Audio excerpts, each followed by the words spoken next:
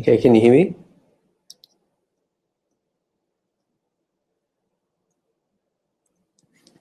Okay, so I think the best place to start is with the key issue that gender stereotyping is actually learned. And the reason how it's done that is more of an environmental thing. And that comes down to like two factors, right? So you look at things like traditional parenting, um, in terms of the way that children are raised, like boys are supposed to do this, girls are supposed to do that, etc., etc. And so then you come into the second way with marketing and ads, right? So you look at the way that toy companies advertise their toys. And in 2012, a sociologist Carol Oster studied Disney's toy store. And of the 410 toys that they advertised, literally every single one of them was actually advertised as either being boys or girls. And so of those 410, 91 of them were classed as like both, but they still had that masculine color scheme, or a color scheme that we would kind of associate with masculinity. So you have children that are being raised in this environment where they're getting this strict parameter of what makes a male and a female, and that's pretty harmful. And like I'll get to that a little bit later on, but like the reason it's bad is because what it actually does is it sets the precedent for things like gender norms, gender stereotypes, and gender inequalities later in life. And it's pretty harmful because as soon as you set a strict guideline as to what constitutes anything, anyone who feels, or anyone who's outside of those parameters actually tends to feel pretty alone, pretty like they tend to feel like they don't belong. And so that's particularly pernicious because like when you have a whole lot of people who just like don't feel like they identify with the rest of their society, like it leads to pretty harmful things, like the development of things like mental illness, just generally some pretty shit things. And that's what gender neutral parenting does, which like, just to be clear, gender neutral parenting is not necessarily where you raise kids to be gender neutral. It's where you raise them without limitations. And that's not to say that every parent raises them that way. But the main idea of neutral parenting is where you just take away those limitations. So you don't tell your boy or your son that he has to act a certain way because he's a man. You don't say, oh well, if he hurts himself, you don't tell him that, oh, you're tough, it's all right, you'll be fine. You don't tell a girl that she can't wear an Iron Man costume because she's a girl. You don't tell a boy that he can't wear a dress because that's for girls. And like that's the type of parenting that we need more of in society, because it takes away all of the stereotypes that come with traditional parenting. And like I've only got 13 seconds, so have the microphone.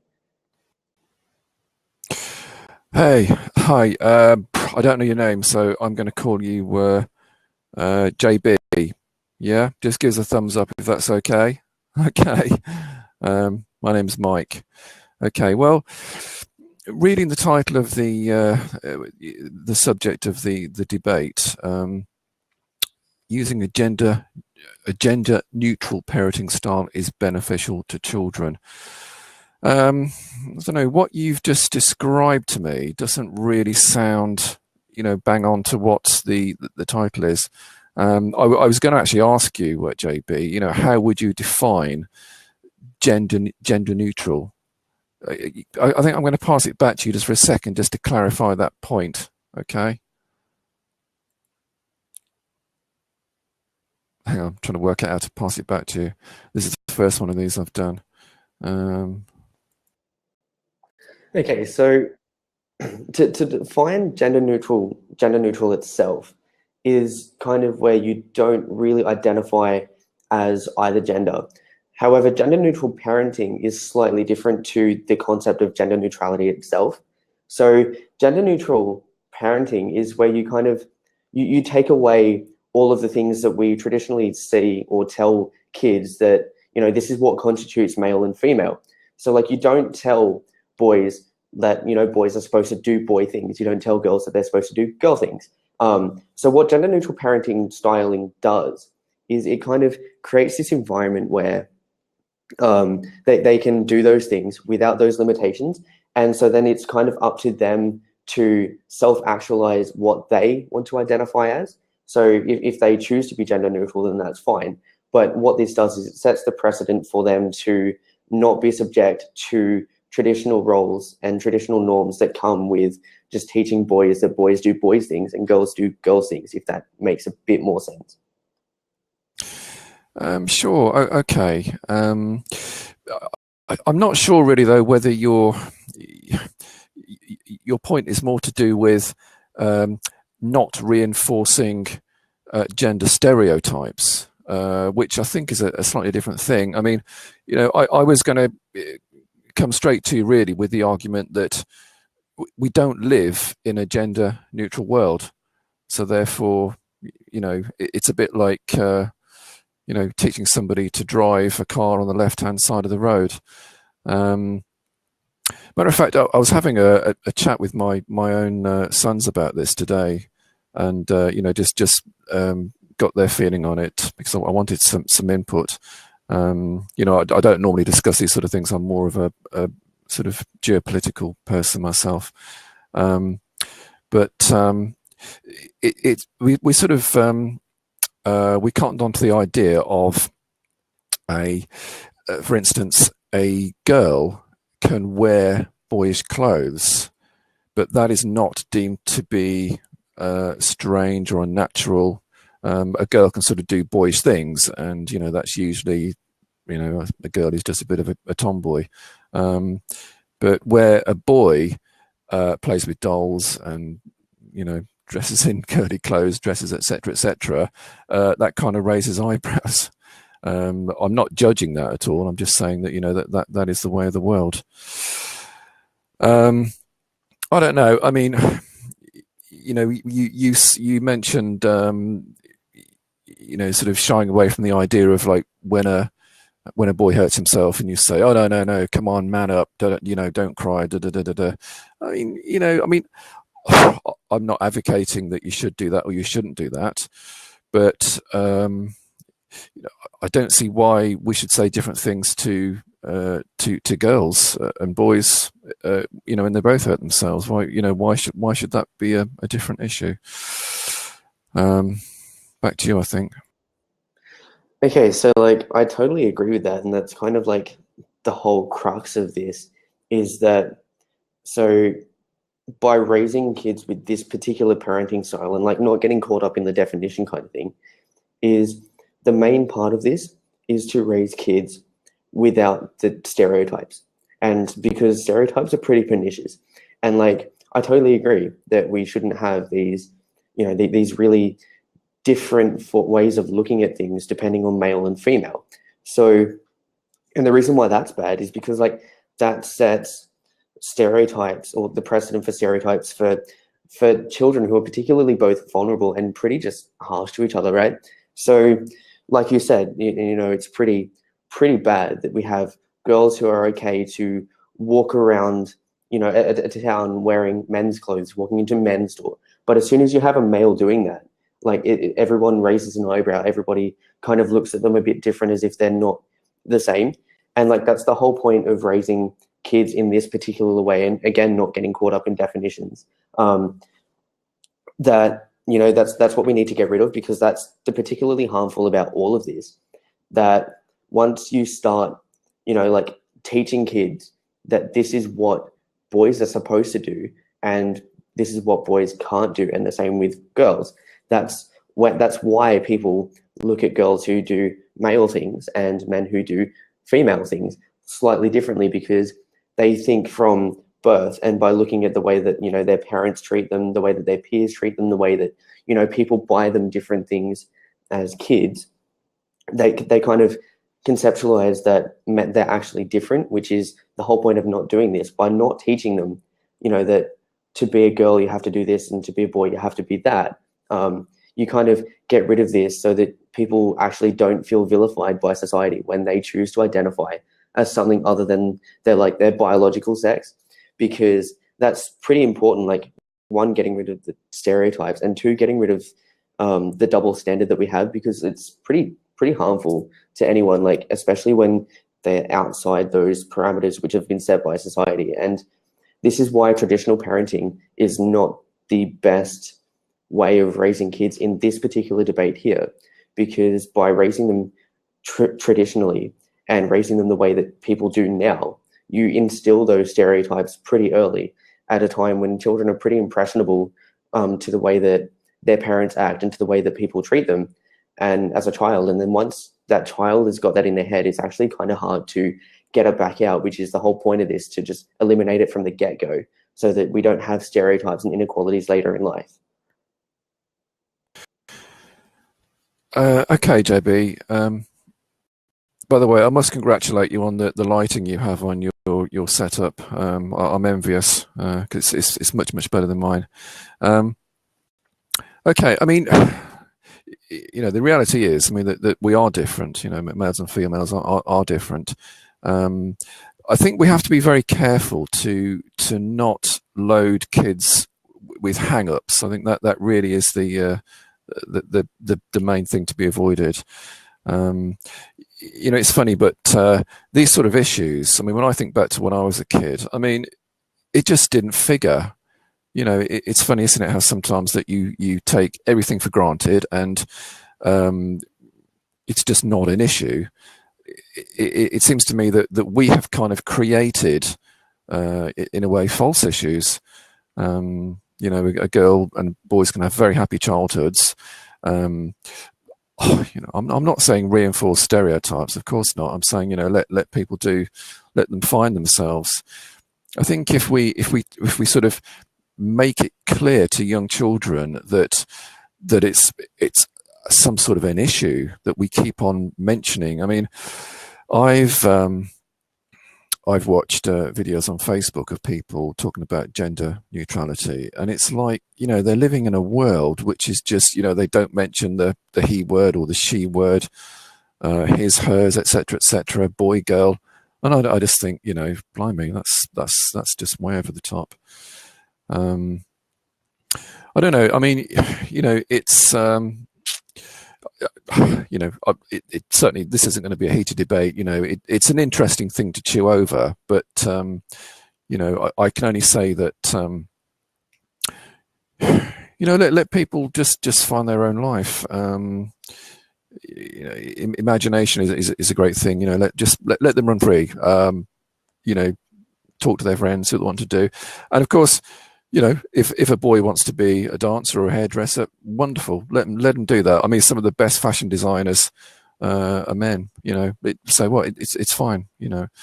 I saw a great program the other night about a girl who was surviving in the wilderness, and she was damn good, really excellent. I mean, like much braver than a lot of boys, but she was still a woman. No, I just think we don't really want to get too hung up on this, quite honestly. So back to you. Yeah, so like I totally agree with that, but like the problem here is that in terms of like pronouns and things, the reason why the way that we raise children kind of isn't working is because it's all well and good to say that people should be able to do what they want to do and people should be able to act how they want to act, but let's be a bit realistic here.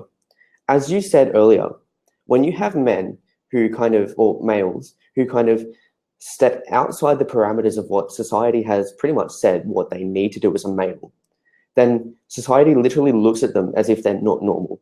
And to some extent, it's the same with women, just not equal. Now, what this doesn't exactly teach children to be gender neutral. It's not like we're raising them to be androgynous. We're not raising them without gender. We're raising them without the limitations so that, and this feeds in nicely to a point I have here about autonomy of choice, right? So what this does, it gives people or children or anyone for that matter, the opportunity to freely express who they want to identify as or identify as whatever makes them more comfortable without the harms that come from the strict parameters that society has set.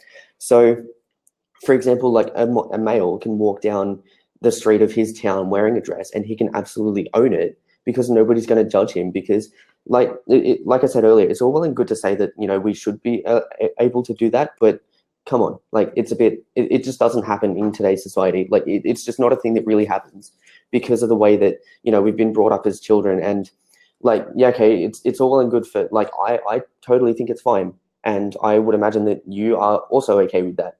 But we are not particularly reflective of everybody in society. Like society is a pretty hard place, especially if you identify as something that's different to what everybody is saying that you should identify as, which is why it's pretty bad currently that we have gender stereotypes. And like the best way to get rid of stereotypes is to just raise kids without them. So it's a lot harder to teach kids that stereotypes are wrong than it is to just not teach them stereotypes at all. And that's not to say that parents teach them stereotypes explicitly. It's all in the implicit things. So like I said earlier with like marketing, you know, the masculine and feminine color schemes, the way that parents teach their kids, and like, yeah, okay, it's great. Like I totally think that we should treat men and women the same. Like, you know, if you're going to tell a boy that he needs to be tough and just to man up, you should say that to women as well. But that doesn't actually happen because parents and most people don't even think about these things. They just do it without conceptualizing that it's actually pretty harmful for their kids. And I'll pass it back. Okay, thanks. Thanks, JB. Okay, I've just made a few notes here. Okay. If I ask a couple of questions, just give me a thumbs up or a thumbs down on this. Have you got kids yourself? Okay. And you live in Australia, is that right? Yeah. Which city are you in? Don't worry. I mean, you're Melbourne, are you, or Sydney, or is there anywhere else apart from, you know? So it's the old joke, isn't it? Don't worry about that. Okay, it's Australia. Okay, right. Well, I've just written down something you said. You said blah blah blah blah blah. It isn't working. Like what? Isn't working? What? Like we're all failing in bringing our children up? Isn't working. Well, you know, I don't get that. I'm sorry. You know, I've also written down. I've put. It's like, you know, I'm not just saying you personally, but it seems to me like an invented problem. You know, a bit like we have a thing here called AHD, which is, or is it ADH? Sorry, ADHD, attention deficit disorder. You know, when I was a kid, I mean, that was just called, you know, inattentiveness or daydreaming or hyperactivity or something. You know, now they have drugs for it. You know, I just think it's a non-existent problem, and you know, I mean, obviously, I don't live in Australia, but you mentioned that, you know, oh, you know, look, if a man wears a dress and da da da da da, oh, you know, that just, you can't do that, you can't do that. Well, really? What? I mean, you know, come to London. Christ, it's like. Just come to London, JB. Honestly, you know, anything goes. You know, there's guys, gals, dressed as whatever. I mean, nobody cares. Nobody cares. You know, if some of the liveliest, most popular pubs and clubs throughout the UK are actually gay clubs, and you may surprise you to know, but they're not actually even. They're not actually even, you know, full of gay people necessarily. Straight people love going to gay clubs, you know. So it's I don't know. I think, you know, maybe you live in an environment, I don't know, that's different to mine, but you know, really, it's you know, it's kind of, you know, to me, it feels like it's not a problem that you know, you and other people are inventing this problem. It's not there. Maybe Australia needs to. You know, I'm not going to insult you. Okay, now that I've got the microphone back, I'm going to bring up any new points. I'm just kind of going to go back on what you just tried to tell me. Let me rephrase. When I say that it's not working, I'm probably wrong choice of words. What isn't working is the fact that by raising kids the way that we do now, and that's not to have a go at any parent, by raising kids the way that we do now, this is where stereotypes start. Because if you can give me a better reason or better way that stereotypes start, then please tell me. Because I'm pretty sure that by implicitly telling children that men and women are different, that's where inequalities start. That's where the stereotypes start. And that's where they start to think, hold on, we're not actually the same. Not consciously thinking that, but subconsciously thinking that because everybody acts in a way, like treats them differently, that creates things like stereotypes. It creates things like inequalities and double standards. And that's pretty bad, right? And okay, so you live in London, right? I live in Wollongong, which is like just south of Sydney, and it's pretty diverse here. But it's all like I'm pretty sure bigger cities are a lot more accepting of people outside, or people that are stereotyped as different to the norm, just because like you have more people, so people are exposed to things like this more often. But let's just turn a blind eye to big cities for now.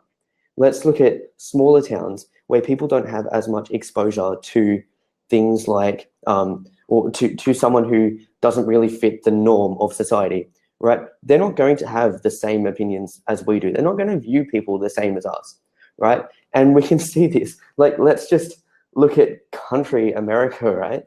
You have like the cities. So like, I don't really know many American cities, but like you have the big ones who are pretty diverse. They're pretty accepting of people who are different, for lack of a better phrase, right? But then you move into the city where they're pretty strict on what is and what isn't.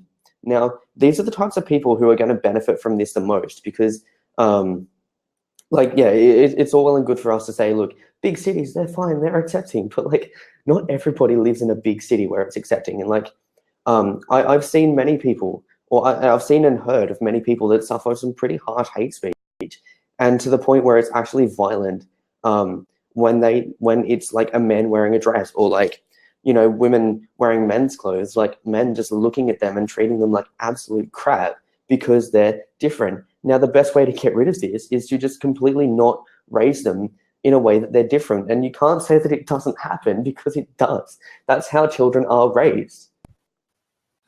Okay. Okay. Oh dear. Okay. Thanks, JB, for that. Okay. There's a lot of things down there.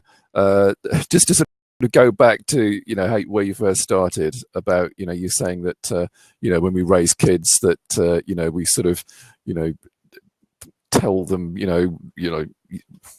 tell them about the differences between boys and girls. We don't tell them. I'm afraid. I have got a bit of advantage over you here. Call it unfair if you will, but I've got two boys. I mean, they're now 21 and 23. But they weren't always that age, obviously. It's not about telling them things. You just let them be boys. It's instinctive what kids do.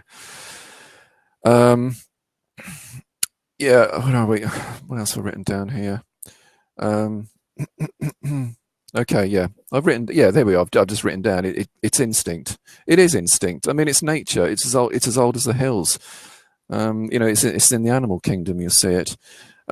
You mentioned this thing about people in small places, they're going to be, no one will understand, and this, that, and the other. I mean, it reminds me of a comedy show we have over here. You could Google it, actually. You'll probably find it on YouTube. It's called Little Britain. And one of the sketches these guys do. Matt Lucas is the actor who plays this particular character. He's a gay chap, and he's living in a small village in Wales, and he goes around dressed outrageously gay, typically stereotypically gay, and everybody's nice to him, and they'll go, "Oh, hello, Gareth, how are you?" and this sort of thing, and he'll go, "Huh, homophobe," everything anybody says to me calls them a homophobe. And then the punchline at the end of each sketch is he'll say, "I am the only gay in the village." And, he'll say things like, "Oh, I'm going to go to San Francisco because I cannot stand living here." And the joke is that, although it's a small village, nobody cares. They just, they're all saying to him, "Oh, there's things like, there's a gay party. You're going to the gay party and stuff like this." And he's like, "Oh, and it's kind of like this self-criticism. It's like he almost wants to be criticized. You'd have to watch it anyway. But the main point of it is that I seriously cannot think of anywhere in the United Kingdom.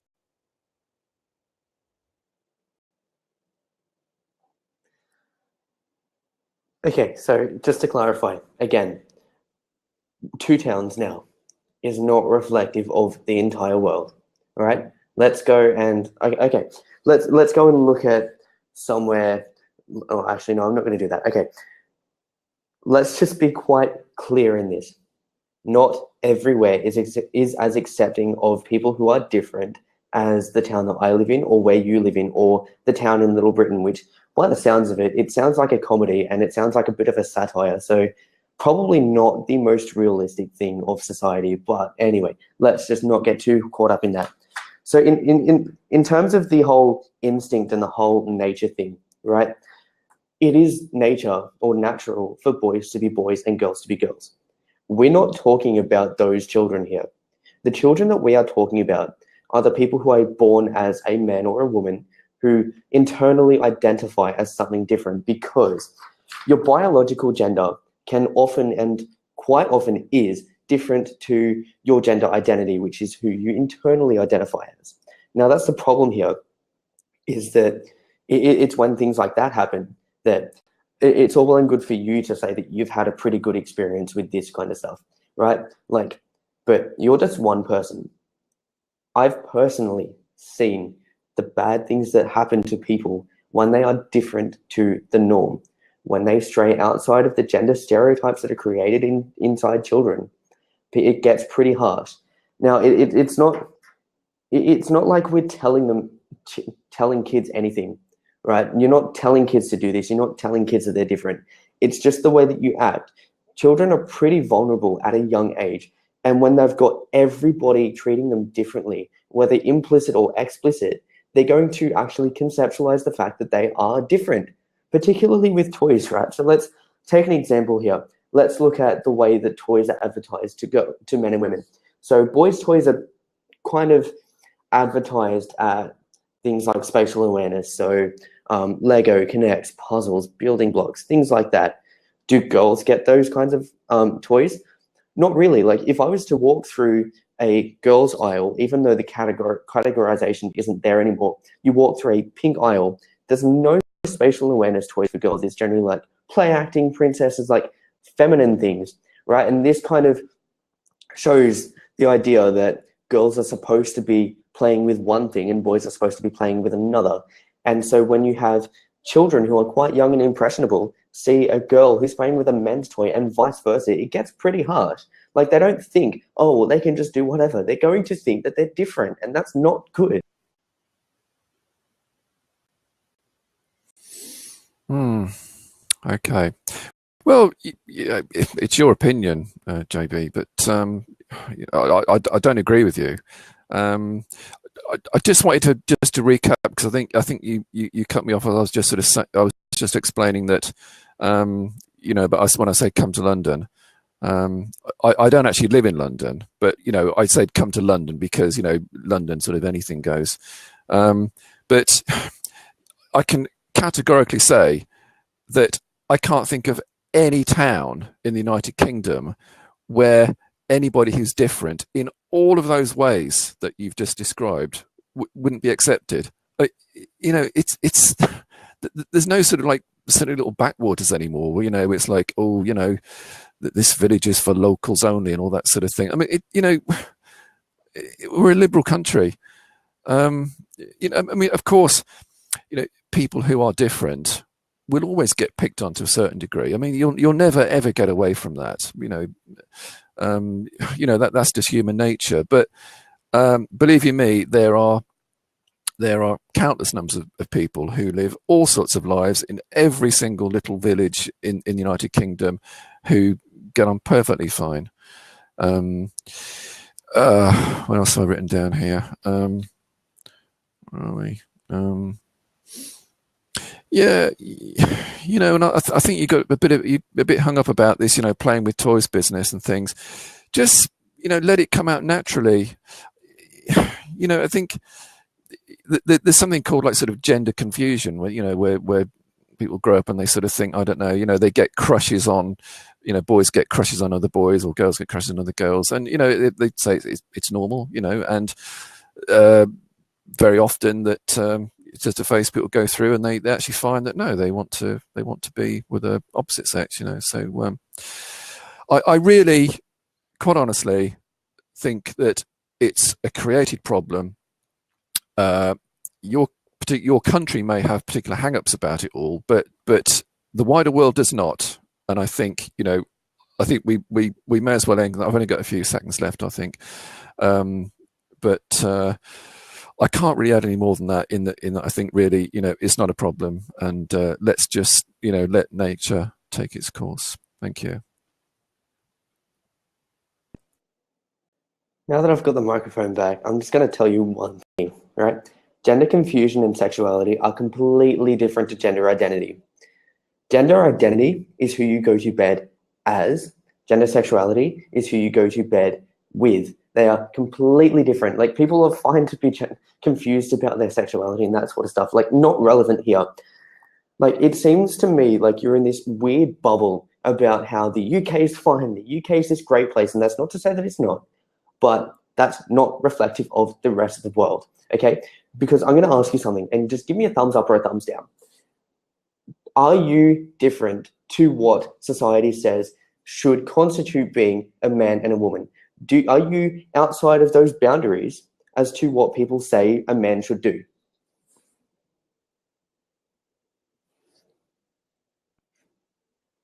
Because I can tell you now, as someone who is, it's pretty bad when you walk down the street and just think to yourself, I want to do this and I want to do that, but you can't, because everybody's going to look at you in a way and everyone's going to treat you somewhat differently. And that's not to say that everyone isn't, but just, again, like, you need to look at this outside of your own personal view. Like, I would love to think that the UK is this great place where everybody is so accepting of everybody else, but let's just be a little bit real here. There will be people who aren't, and it's just not, it is a problem, because, like, stereotypes are pretty harmful, and that's where things like mental illness come from, right? So when you have someone who feels like they just don't belong in society because they're different and everyone treats them differently, particularly kids, maybe adults are slightly different, but I can tell you now that when you walk into a school, if you have actually, I'll give you an example. So an 8-year-old girl, and I don't remember whether she was in Australia or someone else, but not relevant, walked into her school wearing an Iron Man costume, or it was like Iron Man shoes or something. And because they're associated with boys, all of the boys in that school gave her some pretty harsh bullying and vilification, because they're like, oh, well, that's a boy's toy. Girls should be wearing girls' things. And so what happened there? This girl never wore those shoes again. Why? Because boys told her that this is how she has to act. You cannot tell me that it's not a problem when little kids are doing this to little kids at the point where they're most vulnerable. It's all well and good for adults to be able to cop this hate, because they can just, like, while they shouldn't have to cop it, by the way, it's all well and good for them to be able to deal with it, because they can just think, oh, well, it's not, I'm just going to ignore them. But, like, for little kids, it's pretty hard when you've got, like, the rest of your school telling you that you have to act differently because, you don't want.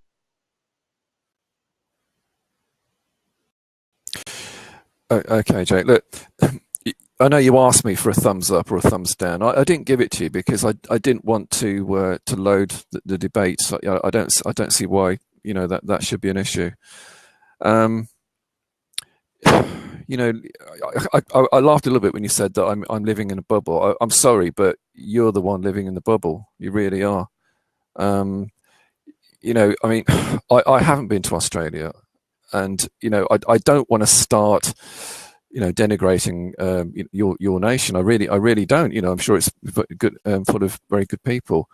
But I don't know. I mean, it's interesting to talk to you about this. I am interested. I think it's a bit sad, but I'm definitely not in a bubble. Believe me. As I understand it, in the early 1960s, you had a great exodus of people like Germaine Greer, Clive James. They found that Australia was a sort of a cultural desert. That's what they say. They didn't leave for no reason. I don't know. I don't really know Australian society, but I think, just unless people like you stand up for your own. Just do it. Be brave. That's all I can say, mate. Just be brave, be yourself, and fuck them. Okay.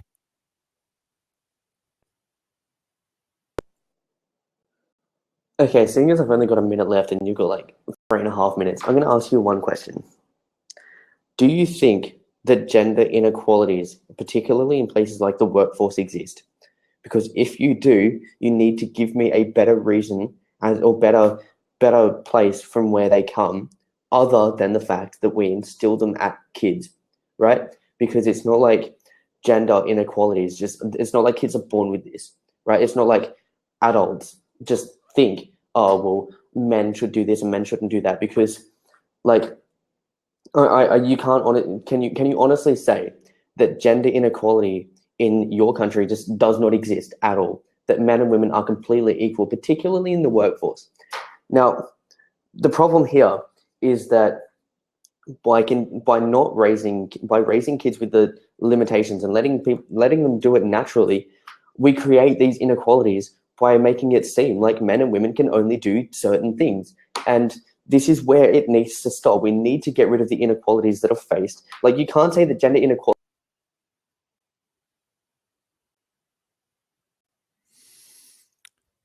Okay, I think you're out of time, Jay. Okay, I got what you're saying. I mean, okay, does gender inequality exist in the UK in the workforce? Yeah, it does exist. It is an issue. In fact, the lady I mentioned a while back, Jermaine Greer, is been one of the driving forces to address these things. Since the 1960s, we have come on leaps and bounds in gender equality in this country. There are many women running top companies, and they do a damn good job. We've even had women football managers. We've had 2 female prime ministers. But these issues that exist, we don't live in a perfect world.